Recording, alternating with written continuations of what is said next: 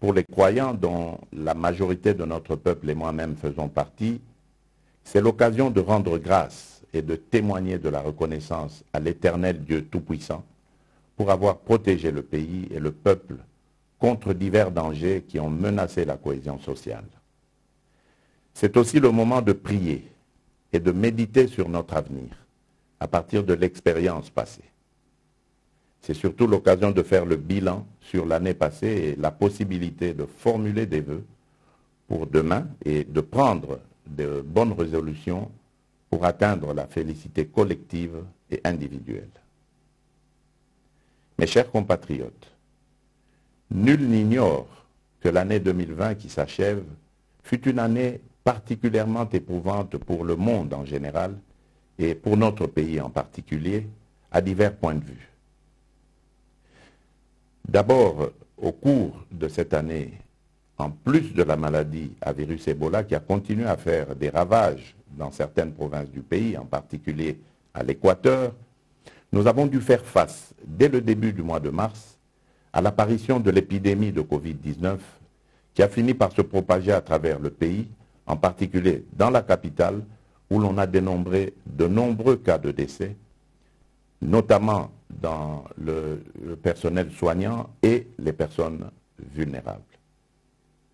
Pour ce faire, je ne cesserai de témoigner la compassion de la République à ces nombreuses familles qui ont ressenti la douleur de perdre, parfois en un temps record, plusieurs proches.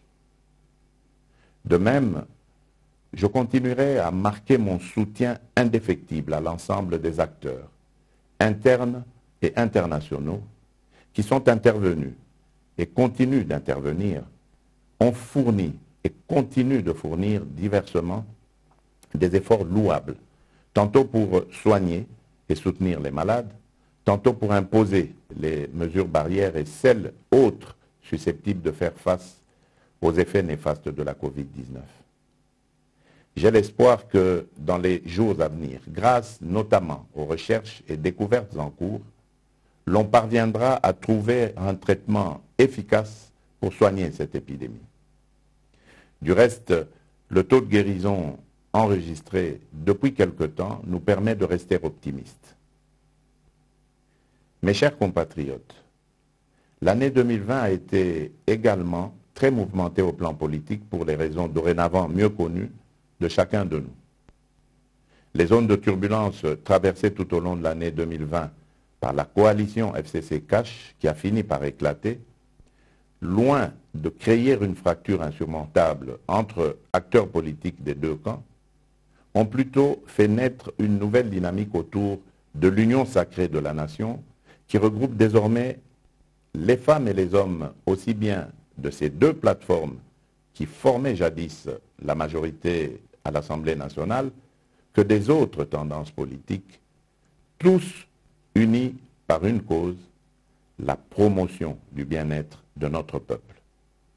Cet éveil patriotique que je salue parce qu'il ne tourne pas autour d'un individu, mais plutôt d'une cause, le salut du peuple, constitue une fierté nationale qui non seulement doit faire partie de notre passé, mais aussi et surtout doit définir notre présent et notre avenir. À tous ces élus du peuple qui se sont rassemblés pour cette noble cause autour de moi, la patrie vous sera à jamais reconnaissante.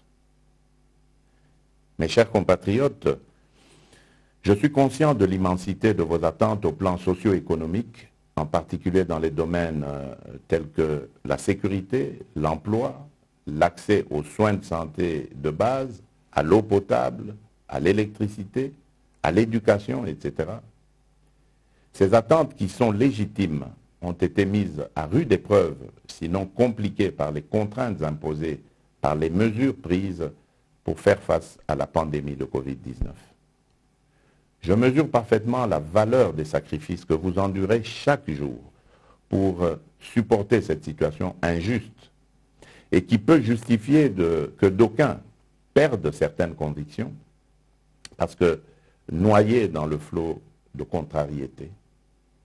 Mais je tiens à vous rassurer que les efforts fournis en 2020 vont être accrus en 2021 en utilisant toutes les ressources du pays, humaines, techniques, financières et autres, pour améliorer la situation, particulièrement sur les plans sécuritaires et infrastructurels.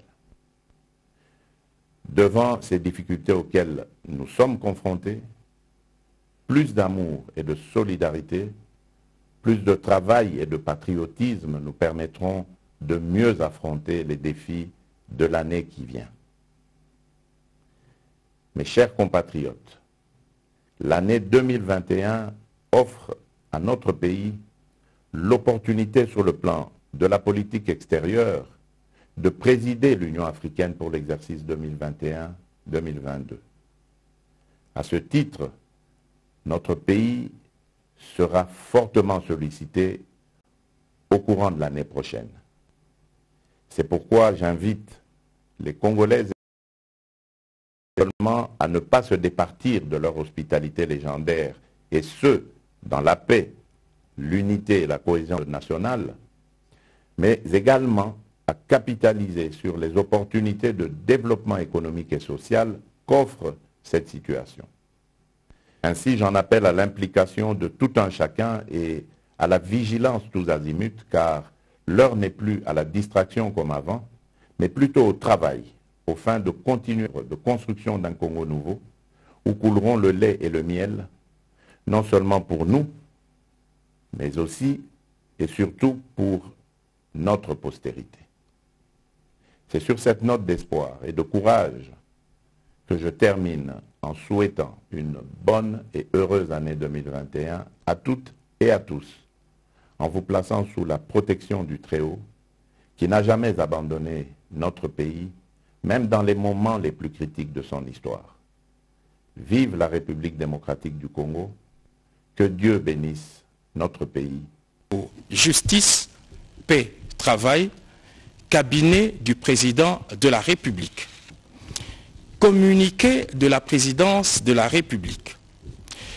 Consécutivement à la fin de l'accord politique entre les forces politiques membres du CAP pour le changement cash et celle du Front commun pour le Congo FCC, en vue de la formation des gouvernements des coalitions représentatifs de ces deux regroupements politiques, le président de la République, chef de l'État, son Excellence, M. Félix Antoine Tshisekedi Tshilombo, vient de confier ce jeudi 31 décembre 2020, conformément à l'article 78 de la Constitution, une mission d'information à l'honorable Modeste Bahati Lukwebo en vue d'identifier une coalition majoritaire à l'Assemblée nationale.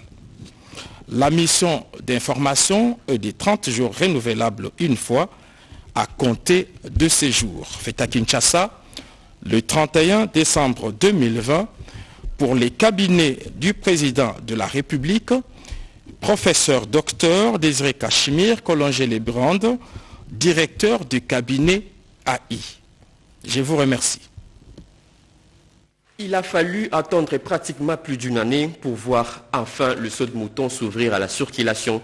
4 au total, dont celui des Sosimat, Rond-Point Mandela, ont été inaugurés par le président de la République, Félix Antoine Tshisekedi Tshilombo. On fait le point avec Pierre Kibambeso Moïse. Quelle que soit la durée de la nuit, le soleil apparaîtra, dit-on. Débutés en 2019, les grands travaux de 4 sauts de moutons dans la ville de Kinshasa sont complètement terminés. Ces sauts de moutons ont été ouverts au grand public ce jeudi 31 décembre à la grande satisfaction des usagers de la route. La grande cérémonie inaugurale s'est déroulée au rond-point Mandela, croisement de l'avenue Libération et le boulevard du 30 juin, où une tribune a été érigée pour la circonstance. 11h30, le président de la République Félix Antoine Tshisekedi Tshilombo arrive sur le lieu de la cérémonie. Il est salué par le vice-premier ministre, ministre des Infrastructures et Travaux publics Willy Ngopos et les gouverneurs de la ville de Kinshasa, Gentini Ngobila. Le chef de l'État rejoint l'assistance parmi laquelle le Premier ministre Sylvestre Ilunga et plusieurs autres invités. Le gouverneur de la ville a salué la présence du chef de l'État en dépit de son agenda chargé. La cérémonie de séjour concrétise la réalisation du programme de 100 jours dans son volet infrastructure, souligne l'autorité urbaine. Une occasion pour le gouverneur de la ville d'exprimer la gratitude des Quinoises et Quinois au président de la République pour la réalisation des projets de grande envergure visant à désengorger les grands carrefours de Kinshasa afin d'assurer la fluidité de la circulation. Un des projets que soutient l'hôtel de ville dans son programme de planification urbaine, a rassuré le gouverneur de Kinshasa. Le vice-premier ministre en charge des infrastructures a remercié le président de la République d'avoir initié des projets ambitieux de décongestionner la circulation dans la ville de Kinshasa. Il a appelé les Quinoises et Quinois à en faire bon usage. Le vice-premier ministre a pris l'engagement de ne ménager aucun effort dans la poursuite des travaux des autres sites et dans d'autres projets de développement des provinces de la RDC. Les allocutions des circonstances terminées, c'était ensuite le grand moment attendu, celui des coupures du ruban symbolique par le président de la République. Après cette cérémonie, le chef de l'État a suivi quelques explications du directeur général de l'Office de voirie et drainage, Toumba Tchikela, avant d'effectuer la première traversée du saut de mouton de Mandela. Exécuté sous la supervision de l'Office de voirie et drainage, les sauts de mouton du rond-point Mandela a une longueur de 375 mètres et une largeur de 8 mètres avec une fois 2 bandes aller et retour. Sa charge à l'essieu est de 60 tonnes. Un autre ouvrage, une autre infrastructure en béton armé dont les travaux sont complètement achevés est le saut de mouton de Débonhomme, reliant les communes de Limété et de Matété. Sur place, le président de la République a eu des explications du directeur général de l'Office de route Moutima Sakrini sur la réalisation des travaux. Le chef de l'État a ensuite marché sur le pont sous les ovations frénétiques de la population dynamique de la Tchangou, satisfaite de cette grande réalisation.